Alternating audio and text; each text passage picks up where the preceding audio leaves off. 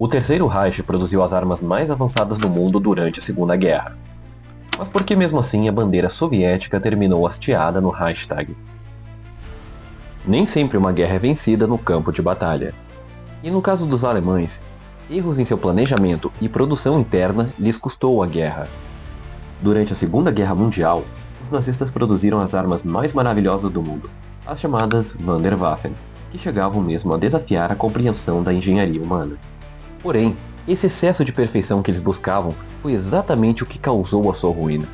Qualquer nação envolvida em um conflito, independente de sua capacidade militar, é inútil se ela não possuir uma economia de guerra adequada, que é quando um Estado beligerante direciona todos os seus setores econômicos e recursos para o esforço de guerra, priorizando principalmente a produção de armas e a mobilização de homens.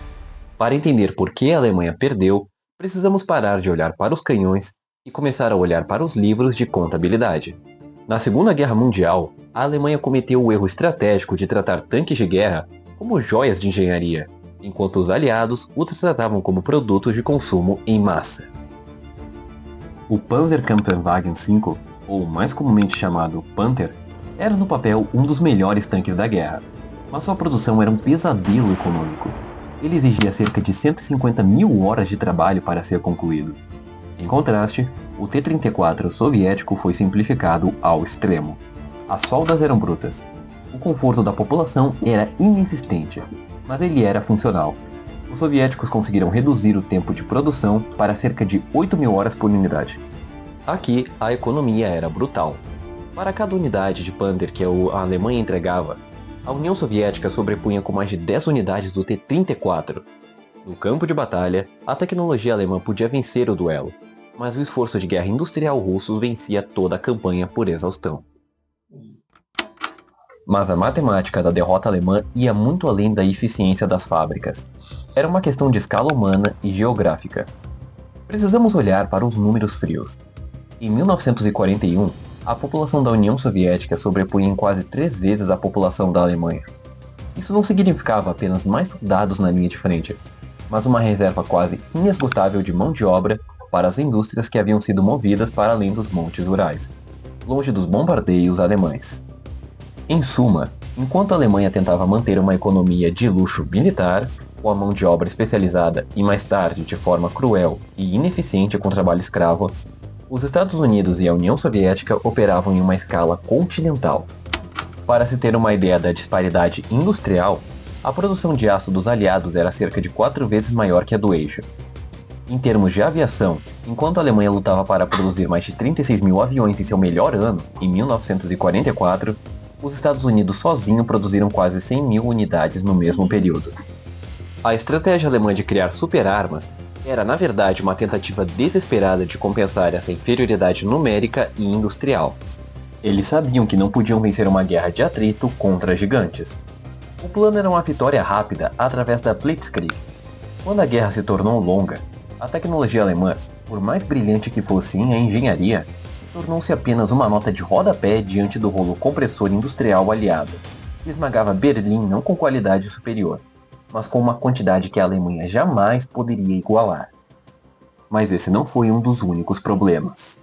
O segundo erro econômico foi a falta de padronização dos equipamentos. A indústria alemã era muito fragmentada.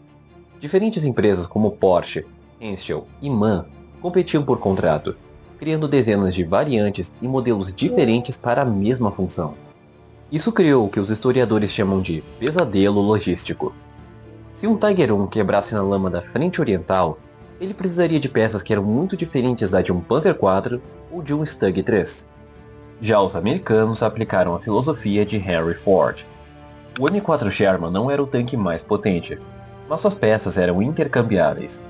O motor de um Sherman destruído podia ser movido para outro em questão de horas. Para a economia alemã, cada veículo era um projeto único. Para os aliados, cada veículo era uma peça de uma engrenagem global. A logística alemã gastava mais recursos tentando consertar o que tinha do que os aliados gastavam simplesmente substituindo por novos. Isso seria um fator decisivo para a derrota alemã nos estágios finais da Segunda Guerra. Conforme a situação apertava, a liderança alemã dobrou suas apostas em armas de inovação radical, as chamadas Wunderwaffen. Mas, economicamente, essa escolha foi um suicídio total. Um excelente exemplo é o programa de lançamento dos foguetes V2.